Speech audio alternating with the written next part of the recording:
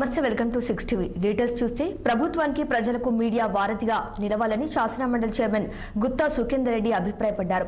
సంచలనం కోసం అవాస్తవాలు ప్రచారం చేయటం కొన్ని మీడియా సంస్థలకు అలవాటుగా మారిందని, దానివల్ల మొత్తం మీడియా ఇమేజ్ కు భంగం వాటిల్లుతోందన్నారు. నల్గొండ ప్రెస్ క్లబ్ ఆధ్వర్యంలో యశోద హాస్పిటల్లో సహకారంతో ఏర్పాటు చేసిన జర్నలిస్టుల మెడికల్ క్యాంపును గుత్తా సుఖేందర్ రెడ్డి ప్రారంభించారు. కేవలం వార్తలు వృత్తే కాకుండా సామాజిక సేవ కార్యక్రమాలు కూడా జర్నలిస్టులు చేపట్టడం అభినందనీయమని గుత్తా తెలిపారు.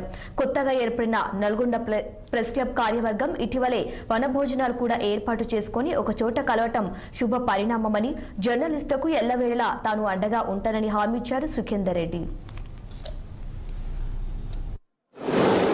నల్గొండ జిల్లా కేంద్రంలో నల్గొండ ప్రెస్ క్లబ్ ఆధ్వర్యంలో నిర్వహిస్తున్నటువంటి హెల్త్ క్యాంప్ సందర్భంగా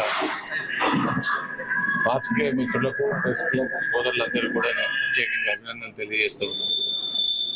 పత్రికా రంగంలో పనిచేయడమే కాదు, సోషల్ సర్వీస్ లో కూడా మా వంతు పాత్ర ఉన్నది అనేటువంటి విషయంలో వాళ్ళు ముందుగా ఈ కార్యక్రమాన్ని తీసుకోవడాన్ని మనం అభినందించాలి.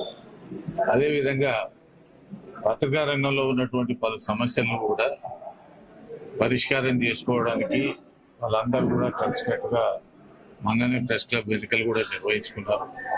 మీకు సంపూర్ణమైనటువంటి సహకారాన్ని మా ద్వారా అందించడం జరుగుతుంది అనేటువంటి విషయాన్ని కూడా నేను సందర్భంగా హామీ చేస్తా ఉన్నాను.